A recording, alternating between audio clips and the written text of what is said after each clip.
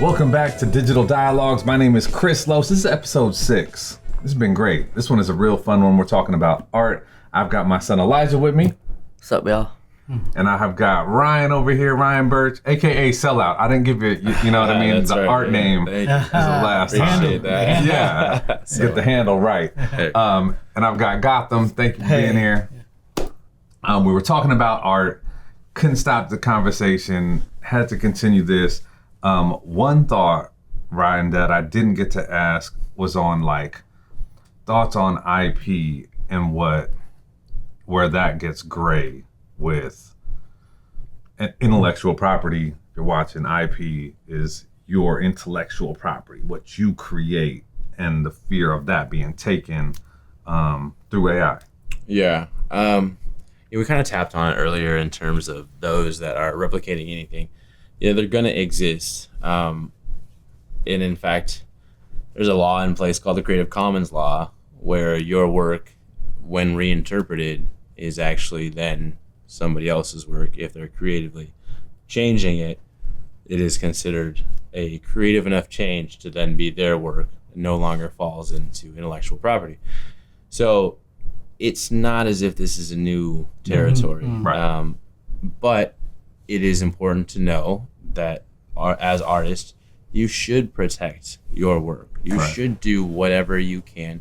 I'm not a poet. I'm not somebody that writes words, but I know there's ways of doing kind of a poor man's copyright on things. I know in artwork, you have ways of essentially formatting your work, sending it to yourself, dating it, certificates of authenticity. These are all business parts that still really make your work your work. AI is not going to essentially be able to take the intellectual property without it really being signed off. And that's where you go. Okay. I have access to these certifications. I have access to, the proper avenues that made this what it is. Mm-hmm. AI will always lack that. It's tough. It's always a fear, but protect yourself. Yeah. Do what you can to protect your intellectual property.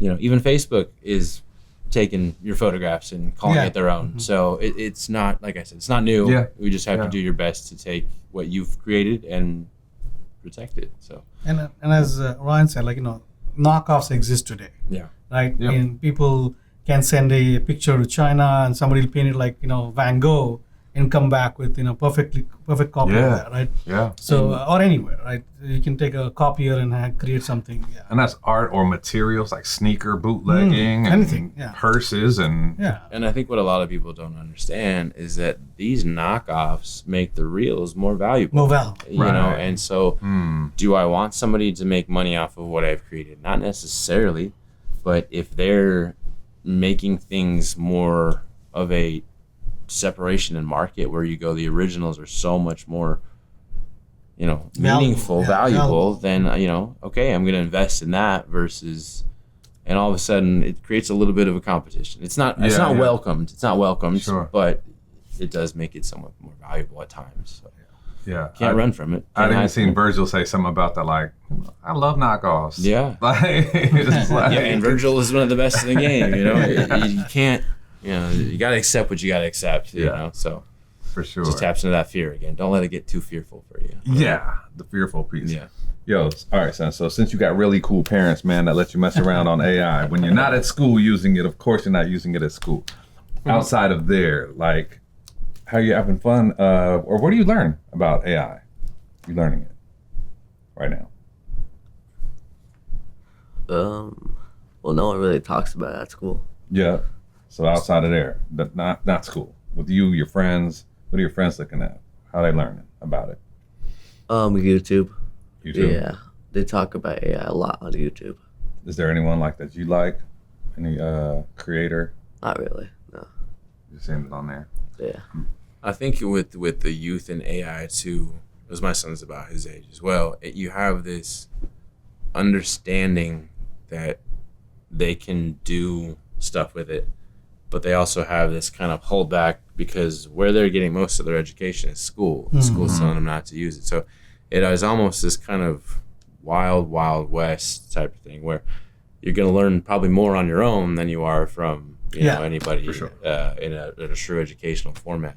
But that can be exciting for you too, because you kind of open up any door you really want to, which is what I tell my son.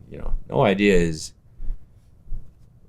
silly anymore. Nothing is off limits. Yeah. You want to make SpongeBob drink holders, then do it. It's out there. And also, let me open the door to any educators that are watching this right now. Would love to have you be a part here. We'd love a whole conversation around AI and education. kgmtv@gmail.com. If you'd like to be a part of that, I'm here for that conversation. Absolutely. I kind of look at AI too from the tool of like, for me, I like drawing characters, right? Mm-hmm. Background is not my thing. I feel like AI can create a background for you that helps. Is that cheating in the world of art? Like, how does that? Right. That's a tricky topic because you have, we're talking about creating jobs and taking away jobs and all that other stuff. As an artist, there are people that are background creators. In that sense, you would be, replacing their hard work with easy generated background. But if you're an artist that's struggling to, or you're a movie maker that's struggling to get what you need done, I mean, what better way to propel yourself into a position of feeling more professional than to have access to these tools? There's that weird gray line, correct, of how does this apply? It used similarly in music, right? Yeah. If you're the vocalist, I can't afford an orchestra. I'd love to have an orchestra, but now I can have an orchestra. Right. Yeah.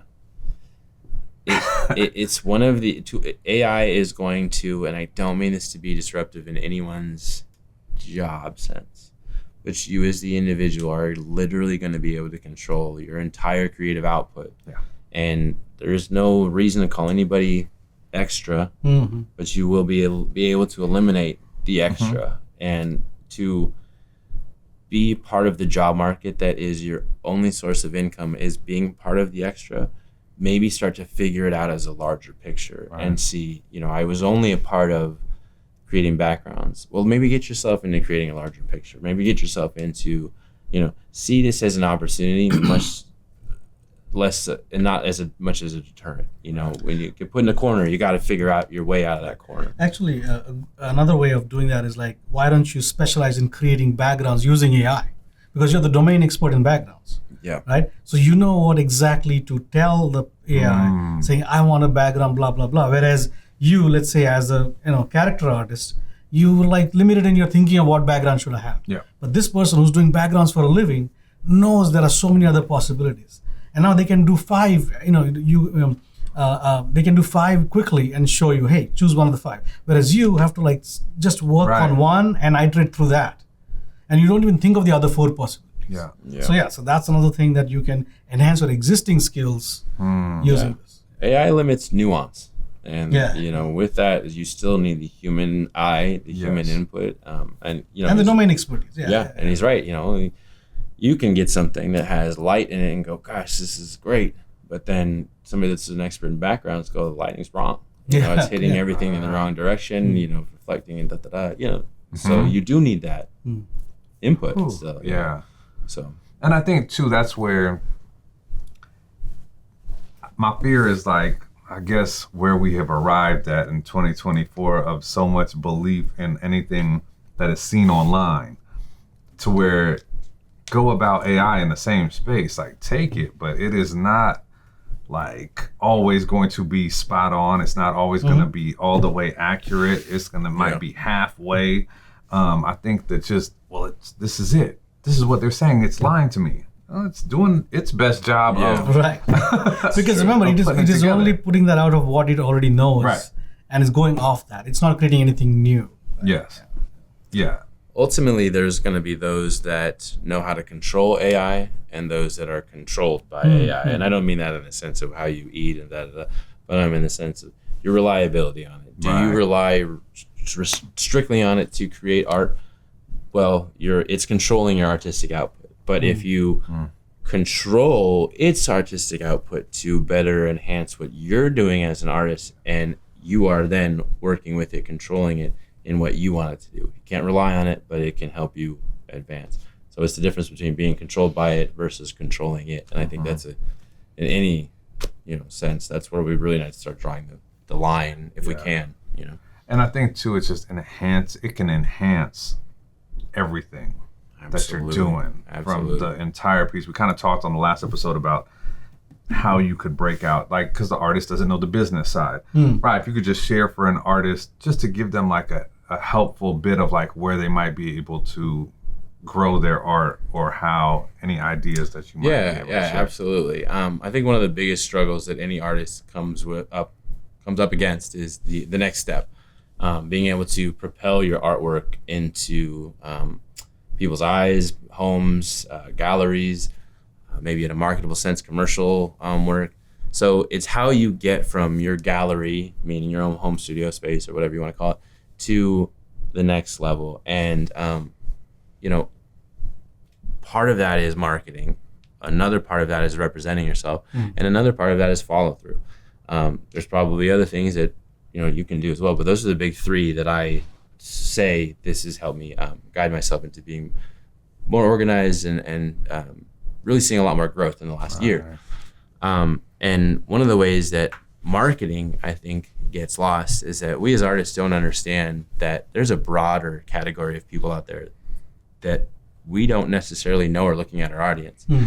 And when you can build campaigns that are knowledgeable and educated in terms of how,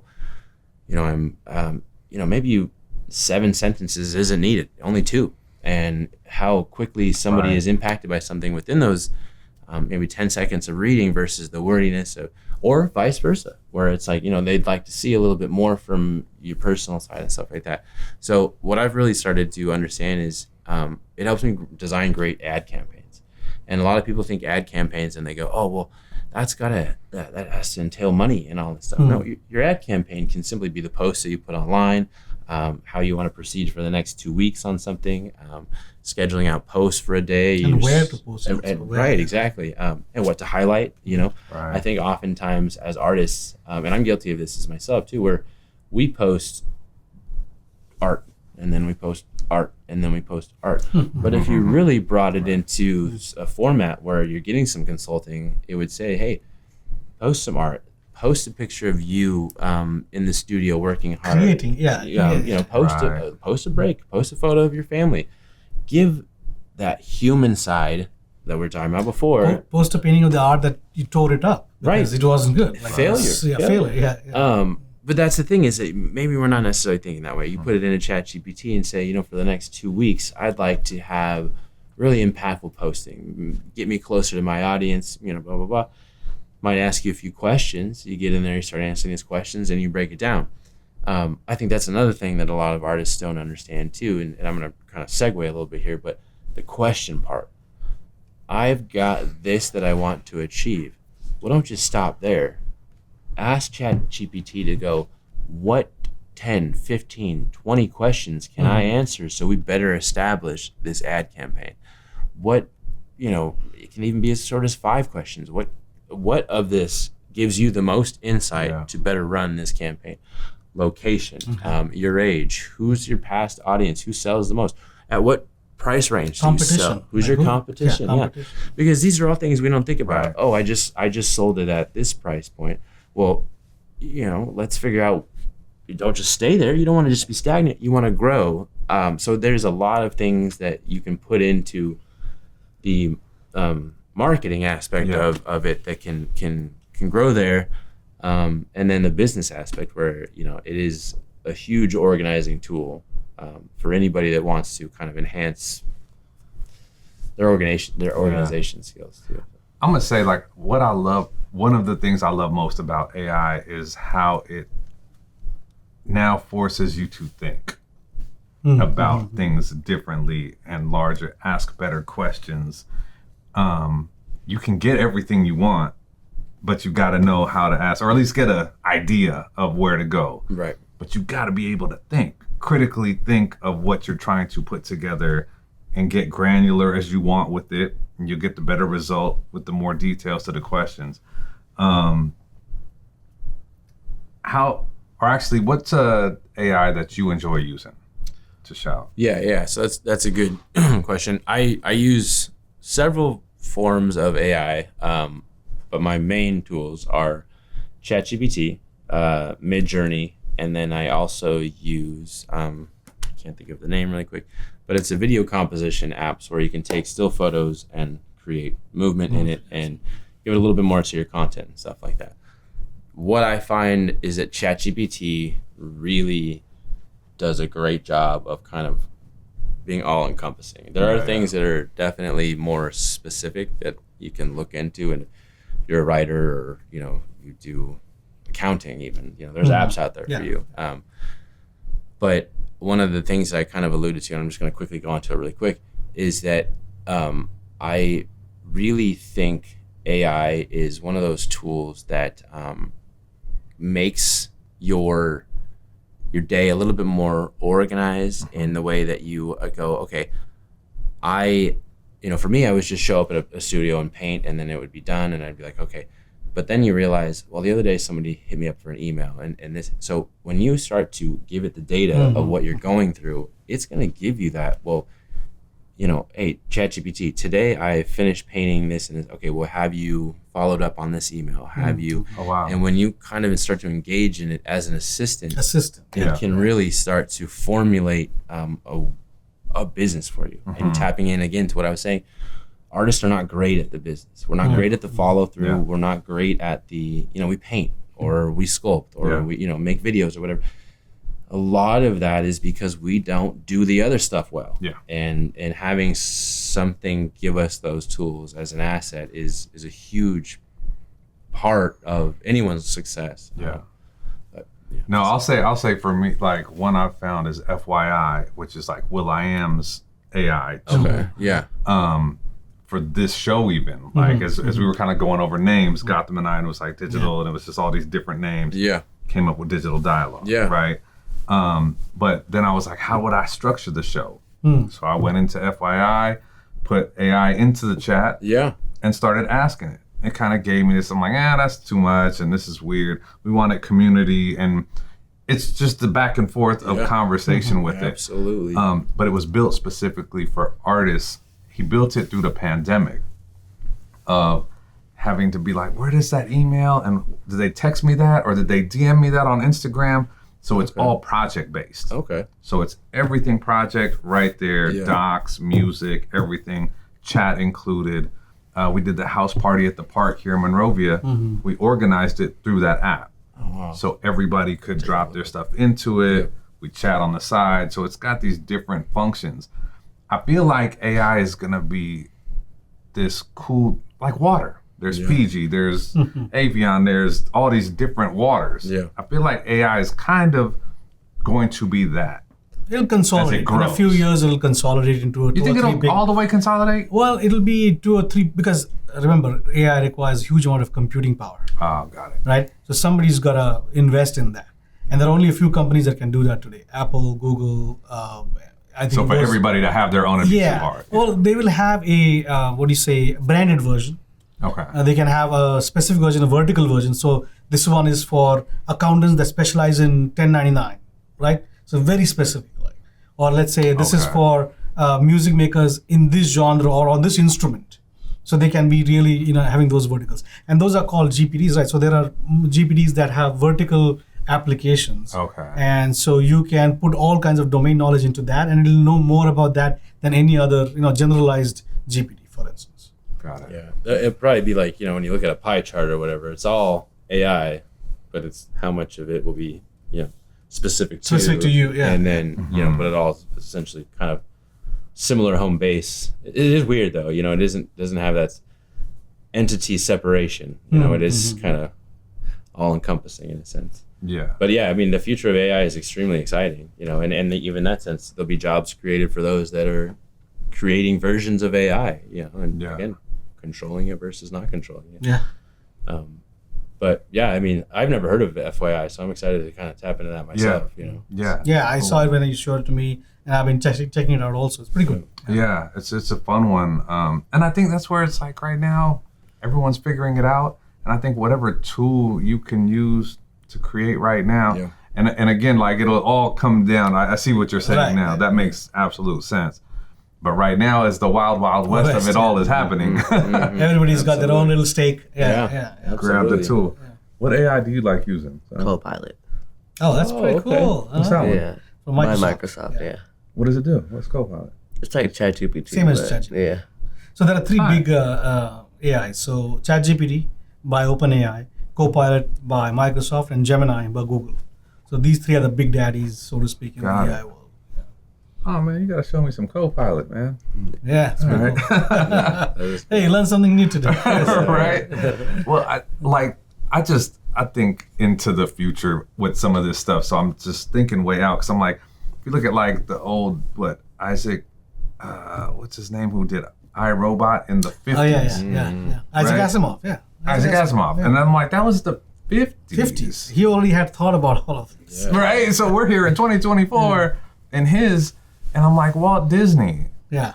the worlds that he's created, right? Yeah, that's and true. for me, I'm just like, stop being so afraid of it to Right. where it cripples the creativity. Like, grab it and dance with these different tools and create and paint and, you know what I mean? Like, cook with it. I think,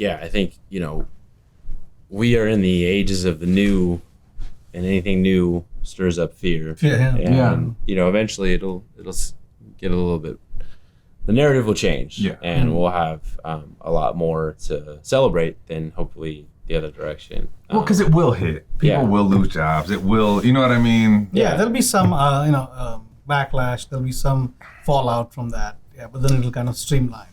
Yeah. And it's interesting too because there are so many different eras of art, different Renaissance periods and stuff like that, and we were under the idea that there possibly is a Renaissance happening in terms of visual art and the things that are happening in that world, and so to be living through essentially what I would think is a Renaissance involving both the digital world, art world, and sky's the limit type of thing.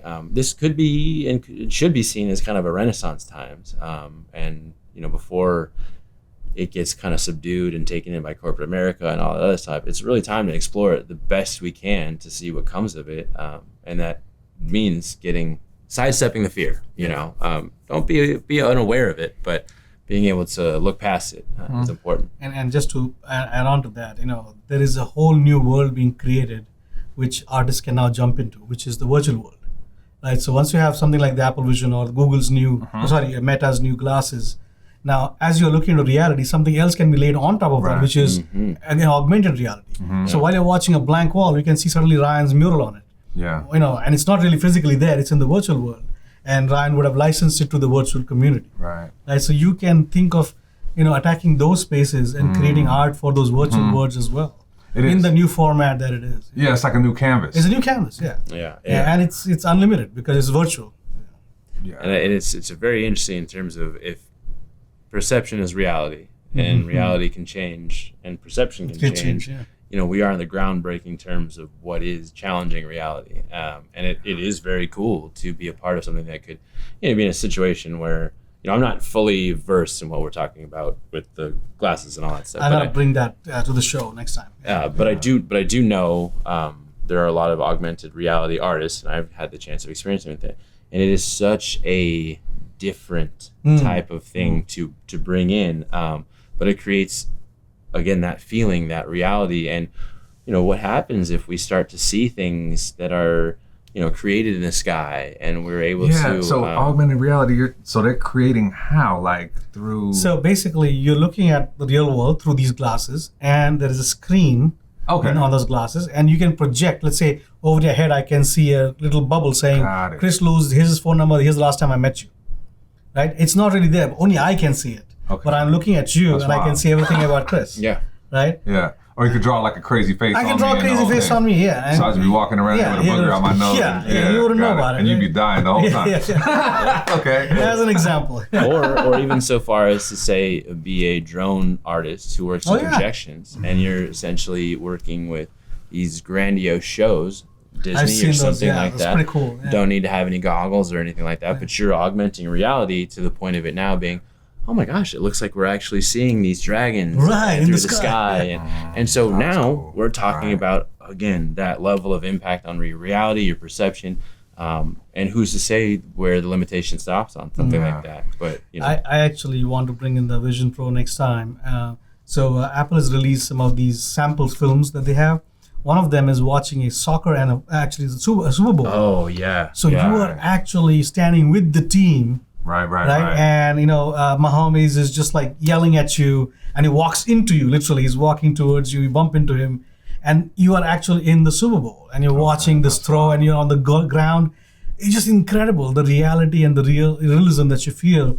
Except for the smell, everything else is there. Yeah, Yeah, you're right. right. We can avoid that. Yeah. Yeah, that's fine. Football game, I'll pass on that. You know, imagine the bar that has that installed for all of its bar patrons. Right. Right. To get that experience. Yeah. You know, we're augmenting reality. We're taking on, this is an art that I'm necessarily, but what an art form What that art will form be. that is, yeah. What it'll be to sit down at your favorite bar and hear the smack of a tackle hit, right there, right there. and that's, again, we have to start challenging how we think Yeah.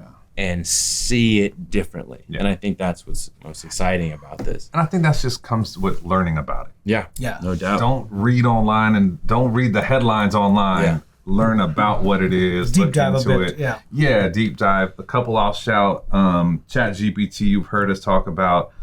Copilot, Midjourney, Runway is one that FYI. brings words. FYI, Suno, Gamma. These are all different ones. Take your time. Grab the app. Check it out. Most of them experience have free trial Free trials, versions yeah. too. Yep. So it's important to just give yourself 7 days, mess around with it.